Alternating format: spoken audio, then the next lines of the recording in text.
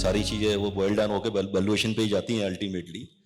तो इसमें देखिए क्या है कि अगर हम स्टार्टअप की बात करें तो वहाँ वैल्यूएशन मैट्रिक्स और वैल्यूएशन का जो थॉट है वो डिफरेंट है।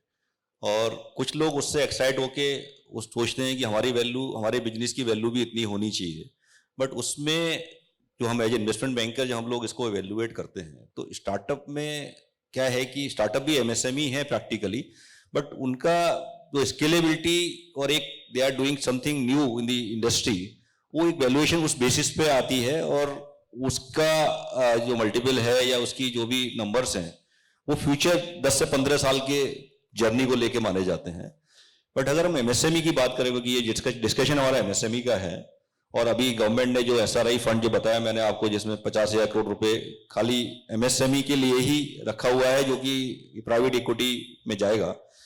तो उसमें हम लोग अगर देखें तो जो हमारे पास एमएसएमई कस्टमर्स आ रहे हैं उनको पैसा जरूर चाहिए, प्राइवेट इक्विटी चाहिए, क्योंकि हो क्या रहा है कि वो लोगों ने ग्रो किया, डेट अपना पैसा लगाया, फैमिली से पैसा लिया और डेट लिया। अब डेट इतना हो गया है कि उससे ज्यादा वो डेट ले नहीं सकते, उसके लिए इक्विटी डालना पड़ेगा, और इक्विटी डालने के लिए आपको अब इक्विटी बाहर से लाना पड़ेगा। अदरवाइज जैसे अभी बताया सर ने कि वो उसमें चैलेंज है कि एक स्टेज के बाद ग्रो कैसे करें। तो ये राइट टाइम पे आप उसको जो इक्विटी है वो इक्विटी लेना है, तो उसमें जो वैल्यूएशंस हैं उन लोगों को पैसा चाहिए। एमएसएमई कस्टमर या एमएसएमई जो कंपनीज हैं उनके जो प्रोमोटर्स हैं, they are not concern about the valuation, they are concern कि उनको पैसा राइट टाइम पे मिलना चाहिए। वैल्यूएशन कुछ लोग हैं जो लोग चाहते हैं कि जो स्टार्टअप का वैल्यूएशन है वो वैल्यूएशन होना चाहिए, but most of the people are looking कि वैल्यूएशन जो भी है वो रीजनेबल हो, लेकिन मेरे को पैसा मिले। और इन्वेस्टर जो सबसे बड़ा फियर है, देखिए जो प्राइवेट इक्विटी की हम बात करें, उन लोगों को है कि ये इन्वेस्टर आके कहीं मेरे बिजनेस को ही ना खा जाए, मतलब मैं बहुत हिंदी भाषा में बात कर रहा हूं। तो हमें सबसे ज्यादा जो इन्वेस्टमेंट बैंकर जो सबसे ज्यादा हैंड होल्डिंग करनी पड़ती है एमएसएमई कस्टमर्स की या एमएसएमई जो कंपनीज हैं, कि आप ये पैसे जो आप इन्वेस्टर पैसा डाल रहा है आपकी कंपनी में या पैसा डालेगा, तो वो ऐसा नहीं है कि वो आपकी कंपनी को आप ग्रो करने के लिए नहीं डाल रहा है, वो ग्रो करने के लिए डाल रहा है, और वो एक तरीके से पैसा अनसिक्योर्ड पैसा दे रहा है, वो कोई आपसे सिक्योरिटी नहीं ले रहा। वो आपकी कंपनी को ग्रो करने में हेल्प करेगा, आपकी स्ट्रेटेजीज को बेटर करेगा, आपको इंटरनेशनल मार्केट से कनेक्ट कराएगा, और उसके बाद वो जो वैल्यूएशन आएगी उसमें वो एग्जिट करेगा। तो जो फियर है वो या जो भी चैलेंज है वो है कि लोग अपने उससे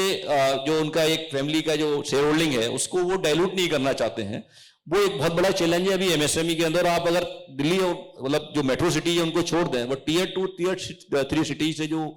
कंपनीज के एंटरप्रेन्योर्स हैं, आप देखिए कि वहां पे बहुत ज्यादा आईपीओ जो हुए हैं एमएसएमई एक्सचेंज में, ज्यादातर मेरे जो अजय जी बताएंगे, लेकिन ज्यादातर जो है मेट्रो सिटीज के हैं,